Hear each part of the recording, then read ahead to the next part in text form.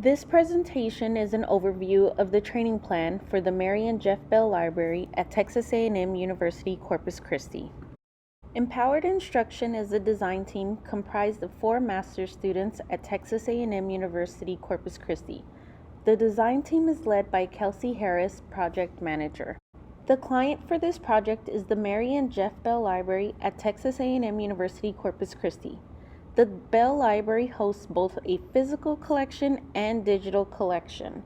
Currently, Bell Library subscribes to over 240 databases, hundreds of journals, and hosts 118 research guides. Empowered Instruction chose the IDET model for this particular project.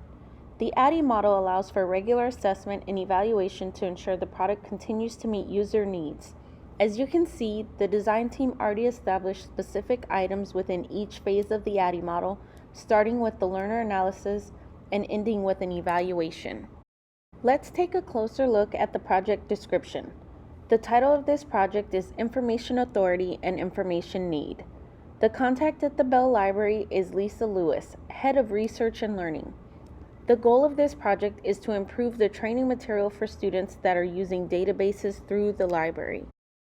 After reviewing the current performance of undergraduate students, we learned that 50% of students were unaware of tutorials, while 50% of students were not asked to evaluate information, so they did not know how to identify appropriate sources of information. These findings were the basis for the project goal. The purpose of this training is to asynchronously teach students how to critically evaluate an information source's authority and whether that information suits their research needs in order to create and implement successful research. We identified 7 instructional goals broken down into 6 levels, with the lowest level consisting of students identifying types of information. Level 2 is where students will demonstrate understanding and recognition that different needs require different sources and methods of assessing information sources' authority. Level 3 students will apply their knowledge and move to Level 4, where they compare the appropriateness of authoritative sources. Lastly, Level 5 and 6 are where students demonstrate higher levels by evaluating an information need and then investigate situations in their personal and academic lives where authoritative information is needed. Moving on to the instructional strategy, initiation addresses the design team and stakeholders. During the planning phase, several constraints for the project arose, including limited time for stakeholders and the design team to get together, a small to non-existent budget, and the reality that all of the design work was going to be done remotely. This led the design team to explore open sources, free, and institutional resources. For adequate execution, a hosting platform needs to be identified. Access for students and faculty is very important for this training. Training must be developed and must include input and feedback from librarians. Once the training is developed, outreach campaigns to students and faculty to increase awareness of the training is required. Finally, closure involves creating a training module that is accessible online to all undergraduate students. So exactly who are the learners? For this particular project, Empowered Instruction chose to focus on undergraduate students at Texas A&M University-Corpus Christi. Undergraduate students vary in age, gender, and enrollment status, but the majority of students are under 30. There are 41 undergraduate programs with several online courses. The university has a high percentage of first-generation college students. With approximately 10,000 students, nearly 50% identify as Hispanic. The training will be done asynchronously online.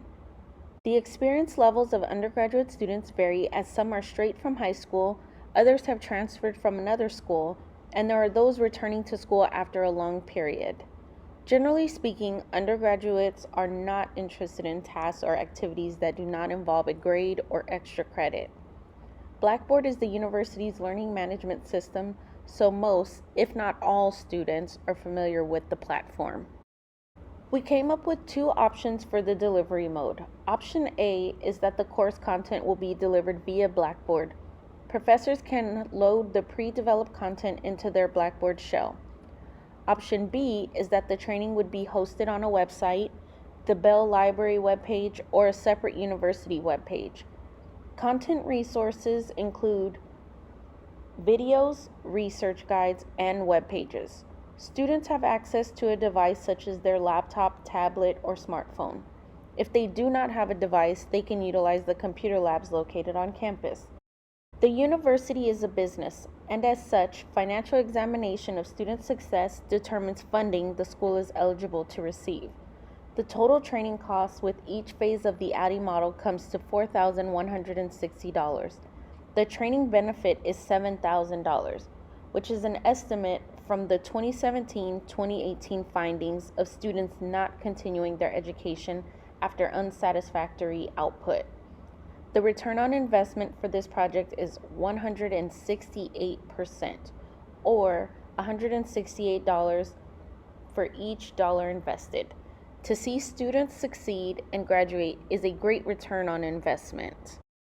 Here's a timeline for the Bell Library project. The design team will start by providing a statement of purpose to the client, followed by designing a tool to replace the current tool. As you can see, the next steps include developing, presenting, and evaluating videos. Once the videos have been evaluated, they can be implemented, and selected facilitators can begin the training. The last steps of the timeline involve a pilot test and implementation for students. The next steps include developing training videos. Here's a clip from a demo of one of the videos.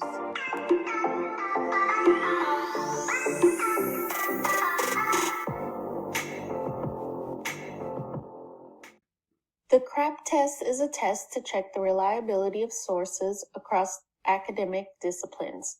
CRAP is an acronym for currency, relevance, authority, accuracy, and purpose. When we talk about currency, we're not talking about money. We're talking about the timeliness of the information. When was the information published or posted, or revised, updated? Does the topic require current information, or will older sources work as well? And are the links functional?